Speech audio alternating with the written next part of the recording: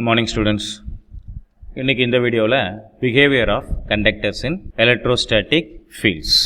இது ரெண்டு டாபிக் கொடுத்துருங்க. இன்னொன்று பார்த்தீங்கன்னா எலக்ட்ரோஸ்டாட்டிக் ப்ராப்பர்ட்டிஸ் ஆஃப் கண்டக்டர்ஸ் சொல்கிறோம். ஆக்சுவலாக இந்த மாதிரி ஏன் கொடுக்குறேன் அப்படின்னா ஒரு பாயிண்ட் தான் என்ன அப்படின்னாக்கா ஃபீல்டில் கொண்டு போய் கண்டக்டர் வைக்கும்போது எப்படி பிஹேவ் பண்ணுது அப்படின்னு சொல்லிட்டு சொல்கிறாங்க. மற்றபடி எல்லாமே சார்ஜ்டு கண்டக்டர்ஸில் மற்ற பேராமீட்டர்ஸ் எப்படி இருக்குது அப்படின்றது தான். ஸோ அதனால் நான் டாபிக் எப்படி கொடுத்துருக்கேன்னா எலக்ட்ரோஸ்டாட்டிக் ப்ராப்பர்ட்டிஸ் ஆஃப் கண்டக்டர்ஸ் அப்படின்னு சொல்லிட்டு இருக்குது. அதுதான் கொடுத்துருவோம். இப்போ ஃபஸ்ட்டு பாயிண்ட் பார்ப்போம். Net electrostatic field is 0 in the interior of a conductor. என்ன சொல்கிறாங்க? Electric field inside the conductor 0ன்னு சொல்கிறாங்க. So this one is conductor, இது வந்து கண்டக்டர். ஓகே, இந்த கண்டக்டர் கொண்டு போய் எலக்ட்ரிக் ஃபீல்டில் வச்சுருக்கோம். எலக்ட்ரிக் ஃபீல்டு எப்படி மெயின்டைன் பண்ணுறோம்? இந்த பிளேட் ஃபுல்லாக பாசிட்டிவ் சார்ஜ், இந்த பிளேட் ஃபுல்லாக நெகட்டிவ் சார்ஜ் கொடுத்துருக்குறோம். ஸோ எலக்ட்ரிக் ஃபீல்டு மெயின்டைன் ஆகிட்டு இருக்கு. இந்த கண்டக்டர் வைக்கிறதுக்கு முன்னாடி இதில் உள்ள எலக்ட்ரிக் ஃபீல்டு எவ்வளோ அப்படின்னா E0. நாட்டுன்னு போட்டால் எம்டி ஸ்பேஸில் இருக்கக்கூடிய எலக்ட்ரிக் ஃபீல்டு அப்படின்னு பார்த்தீங்க. ஸோ இந்த மாதிரி கொண்டு போய் இந்த கண்டக்டர் இந்த எலக்ட்ரிக் ஃபீல்டில் வச்ச உடனே இந்த சைடு ஃபுல்லாக பாசிட்டிவ் சார்ஜஸ் இருக்குது இல்லையா? ஸோ இந்த கண்டக்டரில் ஃப்ரீ சார்ஜஸ் இருக்கும், ஃப்ரீ எலக்ட்ரான்ஸ் இருக்கும். ஸோ அதனால் என்ன செய்யும்? இந்த சைடு வந்து நெகட்டிவ் சார்ஜஸ் வந்து இன்டியூஸ் ஆகும் இந்த கண்டக்டரில். அதே போல் இந்த சைடு வந்து பாசிட்டிவ் சார்ஜஸ் வந்து இன்டியூஸ் ஆகும் அல்லது டிஸ்பிளேஸ் ஆகும். ஓகே, சரி. இந்த கண்டக்டர் வைக்கிறதுக்கு முன்னாடி எலக்ட்ரிக் ஃபீல்டு E0. இந்த கண்டக்டர் வச்சதுனால இந்த கண்டக்டரில் இன்னொரு எலக்ட்ரிக் ஃபீல்டு உருவாகுது, பட் இந்த ஆப்போசிட் டைரக்ஷன். இது டியூ டு இன்டியூஸ்டு சார்ஜஸ் அப்படிங்கிறதுனால EI, இன்டியூஸ்டு எலக்ட்ரிக் ஃபீல்டு ஒன்று உருவாகுது, பட் இந்த ஆப்போசிட் டைரக்ஷன். ஓகே, இப்போ ஒரு விஷயம், முக்கியமான ஒரு விஷயம் தெரிஞ்சுக்கணும். என்ன அப்படின்னா இது கண்டக்டர், இந்த கண்டக்டர் அப்படிங்கிறதுனால இந்த இன்டியூஸ்டு சார்ஜஸ் எவ்வளோ உண்டாகும் அப்படின்னு கேட்டால், நீங்கள் அப்ளைடு எக்ஸ்டர்னல் எலக்ட்ரிக் ஃபீல்டு இருக்கு இல்லையா E0, இதை நல்லிஃபை பண்ணுற அளவுக்கு இதில் இன்டியூஸ்டு சார்ஜஸ் உண்டாகும். வெரி வெரி இம்பார்ட்டன்ட் திங் இது. So in conductor charges induced till it cancels out the external electric field. ரொம்ப ரொம்ப முக்கியம். கண்டக்டரில் மட்டும்தான், இதே டயஎலக்ட்ரிக்கில் அப்படி வராது. ஓகே, பிகாஸ் இதில் வந்து நிறைய ஃப்ரீ எலக்ட்ரான்ஸ் இருக்குது, ஃப்ரீ சார்ஜஸ் இருக்குது, அதனால தான் இது நடக்குதுன்னு வச்சிங்களேன். ஸோ அப்போ என்ன ஆகும் அப்படின்னா நெட் எலக்ட்ரிக் ஃபீல்டு என்ன அப்படின்னு சொல்லிட்டு கேட்டிங்கன்னு வச்சிங்களேன். நெட் எலக்ட்ரிக் ஃபீல்டு அப்படிங்கிறது external electric field E0 minus induced electric field EI. So அப்போ net electric field inside the conductor என்னன்னு கேட்டிங்கன்னா தட் கோஸ் டு 0. ஸோ அதான் அது எது வரைக்கும் உண்டாகும் அப்படிங்கிறது ரொம்ப முக்கியம்னு வச்சிங்களேன். இல்லைன்னா இது புரியாது. இது கண்டக்டரில் மட்டும்தான், இதே இன்சுலேட்டராக இருந்தால் வேறு. இப்படி தான் net electrostatic field is 0 interior of the conductor அப்படின்னு சொல்லிட்டு சொல்கிறாங்க. ஓகே, இப்போ next property. Just outside the surface of a charged conductor the electric field is normal to the surface அப்படின்னு சொல்கிறாங்க. இது என்னது?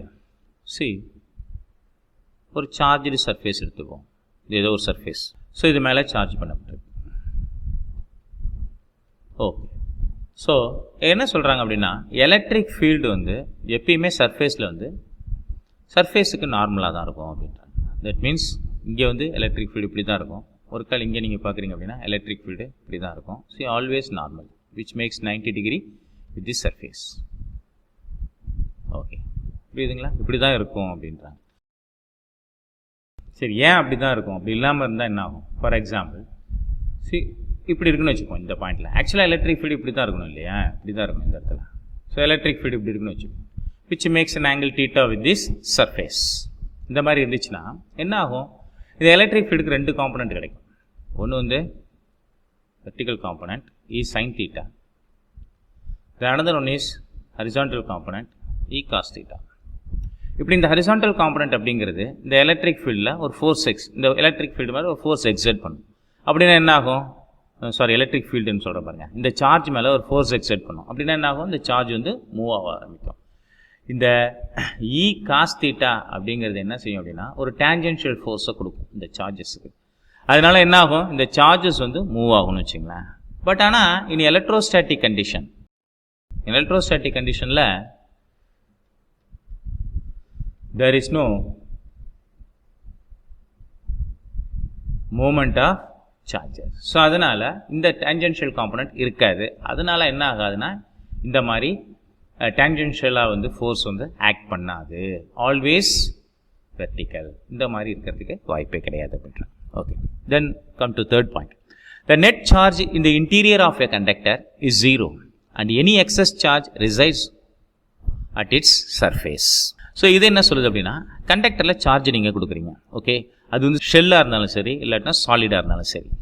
கண்டக்டராக இருந்துச்சு அப்படின்னா, ஏற்கனவே நம்ம வந்து ஃபஸ்ட்டு சாப்டரில் வந்து காஸ் லாவோட அப்ளிகேஷன்ஸில் நம்ம சொல்லியிருக்கிறோம் இல்லையா, கண்டக்டராக இருந்து ஷெல்லாக இருந்தாலும் சரி, சாலிட் ஸ்பேராக இருந்தாலும் சரி, நான் கண்டக்டிங் ஷெல்லாக இருந்தாலும் சரி, கான்செப்ட் ஒன்று தான் அப்படின்னு சொல்லி. ஸோ நீங்கள் சார்ஜஸ் கொடுத்தீங்கன்னா என்ன ஆகும் அப்படின்னா, அவுட்டர் சர்ஃபேஸ், அதாவது சர்ஃபேஸ் ஆஃப் தி கண்டக்டரில் தான் அது டிஸ்ட்ரிபியூட் ஆகும். சார் ஒன்று. ரெண்டாவது என்ன அப்படின்னா, ஃபஸ்ட்டு கான்செப்ட் எப்படி பார்த்தீங்கன்னா, கண்டக்டர் உள்ளார வந்து 0 எலக்ட்ரிக் ஃபீல்டு. ஓகே, ஸோ இதை ப்ரூவ் பண்ணணும் அப்படின்னு சொன்னாக்கா, இது வேறு ஒரு ஐடியாவில் வரும். ஃபஸ்ட்டு பாயிண்ட்லேயே சொல்லிட்டோம், இந்த நெட் சார்ஜ் இந்த இன்டீரியர் ஆஃப் தி கண்டக்டர் வந்து சார்ஜ் வந்து 0 அப்படின்னு சொல்லிட்டு சொல்கிறாங்க. ஃபஸ்ட்டு பாயிண்ட்டில் என்ன செஞ்சோம் அப்படின்னா, எலக்ட்ரிக் ஃபீல்டு வந்து 0 அப்படின்னு சொல்லியிருந்தோம் இல்லையா. இதை ப்ரூவ் பண்ணுறதுக்கு நம்ம என்ன செய்யலாம்னா, காஷியன் சர்ஃபேஸ் ஒன்று அமைச்சிருக்கோம். காஷியன் சர்ஃபேஸ் எப்படி அமைச்சிருக்கோம் அப்படின்னா, அந்த ரெட் டாட்டர் லைன்ஸ் இருக்கு இல்லையா, இது என்ன அப்படின்னா, அந்த சர்ஃபேஸை ஒட்டி அப்படியே உள்ளார காஷியன் சர்ஃபேஸ் வரைஞ்சிருக்குன்னு வச்சிங்களேன். சர்ஃபேஸ் மேலே வந்து சார்ஜஸ் டிஸ்ட்ரிபியூட் ஆகிருக்கு. ஸோ இப்போ நம்ம காஸ் லாவை அப்ளை பண்ணோம். காஸ் லா என்னது, ஃபஸ்ட்டு வந்து மேத்தமெட்டிக்கலாக phi is equal to closed integral E vector dot ds vector that is equal to q by epsilon. இதில் நம்ம என்ன ப்ரூவ் பண்ண போகிறோம், first point electric field inside the charge conductor அல்லது placed இன் electric field 0ன்னு சொல்லியாச்சு. இந்த பாயிண்ட்ல வந்து நெட் சார்ஜ் இந்த இன்டீரியர் ஆஃப் தி கண்டக்டர் 0ன்னு சொல்கிறாங்க. அதை வந்து மேத்தமெட்டிக்கலாக ப்ரூவ் பண்ணுறோம், வேறு ஒன்றும் கிடையாது, காஸ் லாவை பயன்படுத்தி. ஸோ அப்போ E is equal to 0 already நமக்கு தெரியும், E is equal to 0. So அப்போ என்ன ஆகும், phi is equal to 0 that is equal to q by epsilon naught. So அதனால் q is equal to 0. Okay, so அப்போ inside the charge conductor charge வந்து 0. அப்போ கொடுக்கக்கூடிய சார்ஜஸ்லாம் எங்கே வரும், எக்ஸஸாக சார்ஜஸ் கொடுத்தீங்கன்னா எங்கே வரும் அப்படின்னு சொன்னால், எக்ஸஸாக சார்ஜ் கொடுத்தீங்கன்னா அது என்ன செஞ்சிடும், அவுட்டர் சர்ஃபேஸுக்கு வந்துடும்.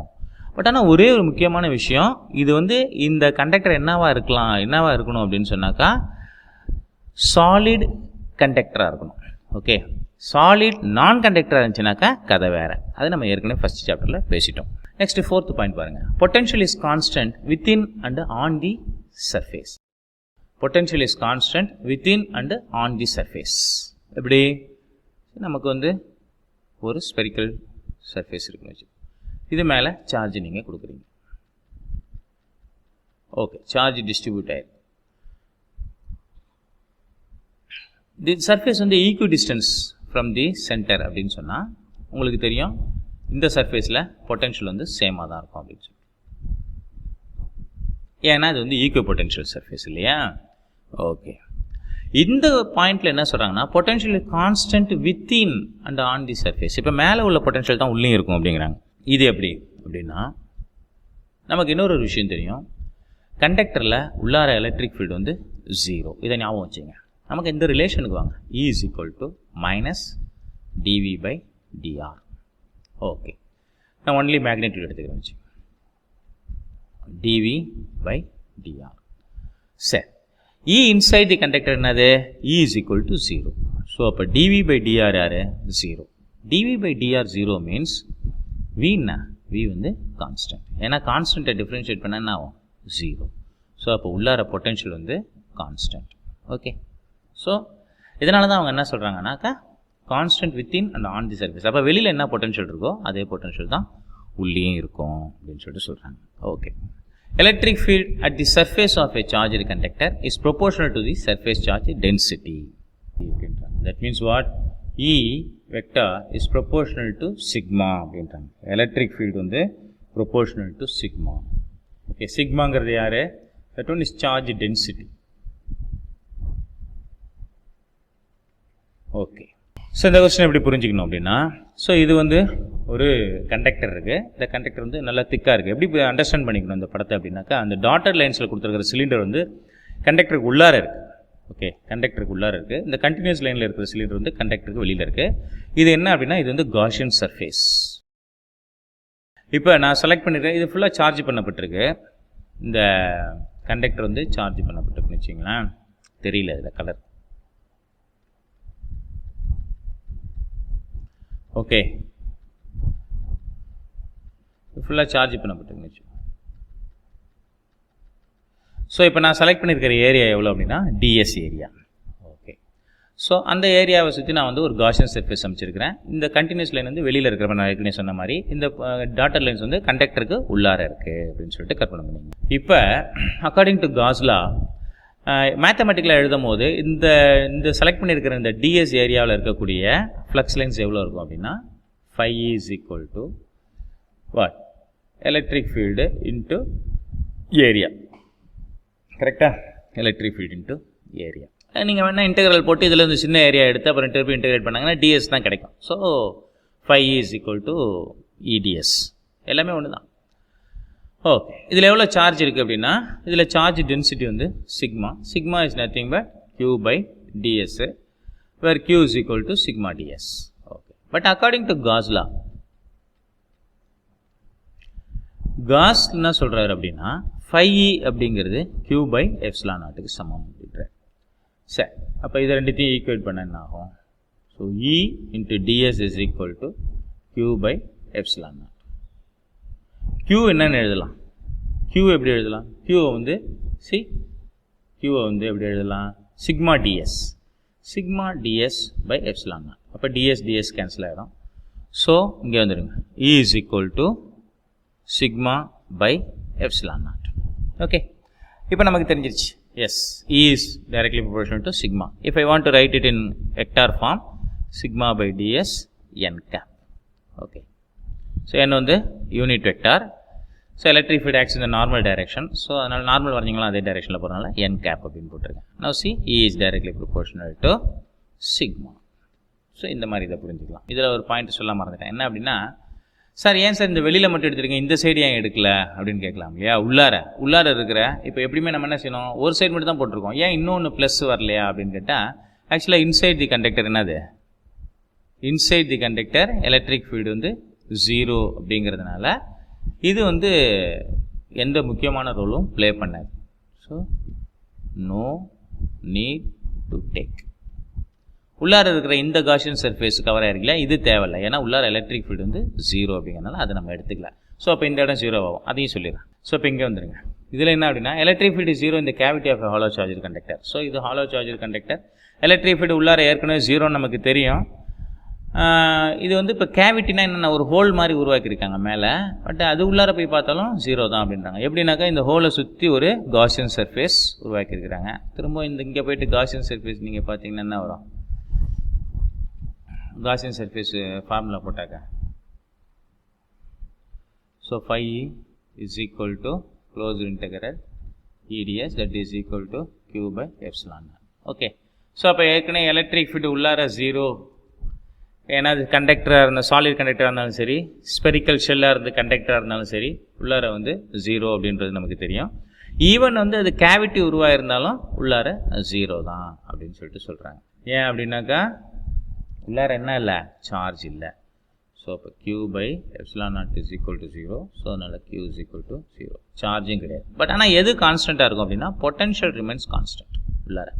அப்போ இந்த மாதிரி உள்ளார வந்து ஹாலோவாக இருந்து உள்ளார வந்து ஃபீல்டு 0வாக இருந்துச்சு அப்படின்னு சொன்னால் இதை தான் என்னன்னு சொல்கிறாங்கன்னா எலக்ட்ரோஸ்டாட்டிக் ஷீல்டிங் சொல்கிறாங்க. ஓகே, எலக்ட்ரோஸ்டாட்டிக் ஷீல்டிங் அப்படின்னா இது வந்து எலக்ட்ரிக் ஃபீல்டுனால பாதிப்படையாத பகுதி. சில இன்ஸ்ட்ருமெண்ட்ஸ்லாம் வந்து எலக்ட்ரிக் ஃபீல்டு அட்டாக் பண்ணக்கூடாது, எலக்ட்ரிக் ஃபீல்டு அல்லது எலக்ட்ரிக் சார்ஜஸ், இப்போ மின்னல் மின்னுது அப்படின்னாக்கா அதனால் அந்த பொருள் வந்து பாதிக்கப்படக்கூடாது அப்படின்னு சொன்னால் we can keep it here. அது ஏன்னா அது எலக்ட்ரிக் ஃபீல்டு ஃப்ரீ, அது உள்ளார எலக்ட்ரிக் ஃபீல்டு இருக்காது. ஸோ அதனால் அந்த மாதிரி இடத்துல வைக்கலாம். இதனால் இது வந்து எலக்ட்ரோஸ்டாட்டிக் ஷீல்டிங் அப்படின்னு சொல்லுவாங்க. உங்களுக்கு கூட ஒரு கொஸ்டின் இருக்கும், என்ன அப்படின்னாக்கா காரில் போய்ட்டு இருக்கும்போது இடி இடிக்குது, காருக்குள்ளே உட்காந்துருக்கிறது நல்லதா அல்லது மரத்தட்டில் போய் நிற்கிறது நல்லதா அப்படின்னு சொல்லுவாங்க. ஸோ காருக்குள்ளே உட்காந்துருக்கிறது தான் நல்லது. ஏன் அப்படின்னு சொன்னால் அந்த கார் வந்து என்னவா செயல்படும் அப்படின்னா இது வந்து காருக்குள்ளே உட்காந்துருக்கிறது தான் நல்லது. ஏன்னா அப்படின்னா இது வந்து ஒரு எலக்ட்ரோஸ்டாட்டிக் ஷீல்டிங், எலக்ட்ரோஸ்டாட்டிக் ஷீல்டிங் அப்படின்னு சொல்லுவாங்க. So it's very safe inside the car. காருக்குள்ளே இருக்கிறது நல்லது, பட் மரத்தில் போய் நிற்கிறது நல்லது கிடையாது அப்படின்னு சொல்லுவாங்க இல்லையா? ஸோ அந்த question based on this concept only. Okay, ரொம்ப சிம்பிளான ஒரு கான்செப்ட் தான், இதில் எதுவும் டெரிவேஷன்லாம் கிடையாது, ஜஸ்ட் ப்ராப்பர்ட்டிஸ் தான். இதுக்கான எக்ஸ்ப்ளனேஷன் மட்டும் தான் கொடுத்துருக்கேன். Okay, thank you students.